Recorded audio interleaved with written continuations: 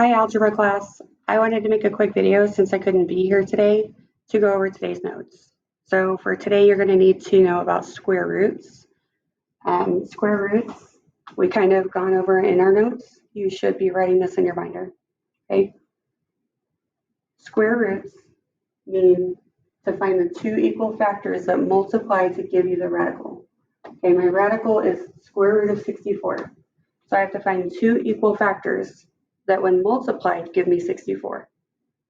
That would be 8 and 8. The square root of 64 is 8. That should be review. Okay. The next thing I want to talk about is perfect and imperfect squares. Perfect square means that the roots are whole numbers.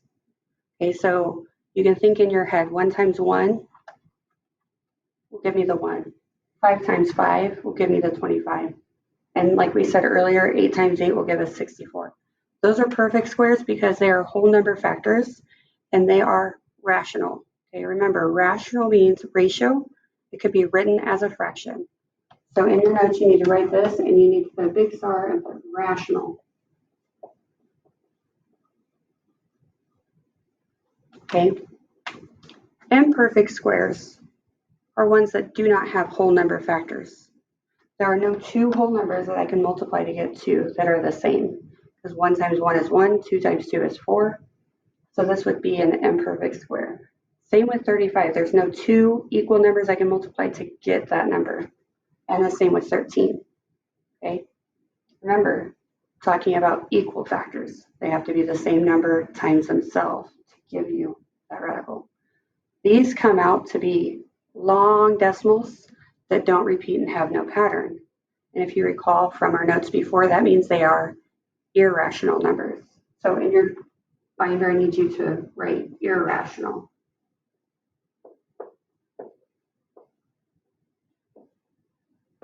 Okay, they're always irrational if they're not perfect.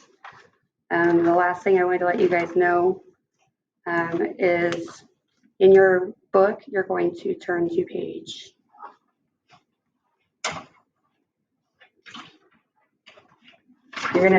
16, and you're going to read pages 16 through 18 as a table.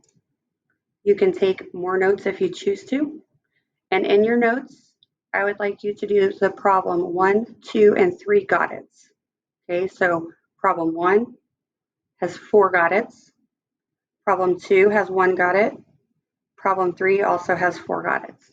Okay, you're going to do all of these and they will be checked before you will be moving on to your assignment. Okay, you will also be given a calculator. Okay, or you can use the calculator on your computer through Pearson if you want. And you can click the square root button and then whatever number you're trying to put in, and it will give you a decimal. Okay, the last thing I want to talk to you about is for these imperfect squares. When we do these, we don't put equal because it's not technically equal because it's irrational, it goes on forever. So if I were to do the square root of 35,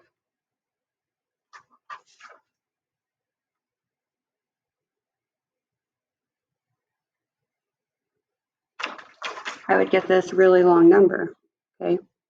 You are just going to round. So you would put the square root of 35 and then is approximately, which is kind of like an equal sign. Let me show you. Square root 35, kind of like a squiggly equals. Okay, and you're going to put that 5.9. Okay.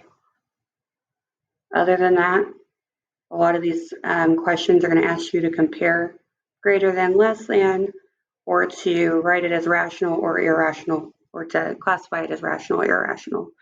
Should be a pretty easy assignment. I did put several problems, but it's not due until the end of tomorrow. So we will go over the rest of the lesson tomorrow and add a few problems, and then it'll be due at the end of Friday. Okay? Have a great day, and I will see you tomorrow.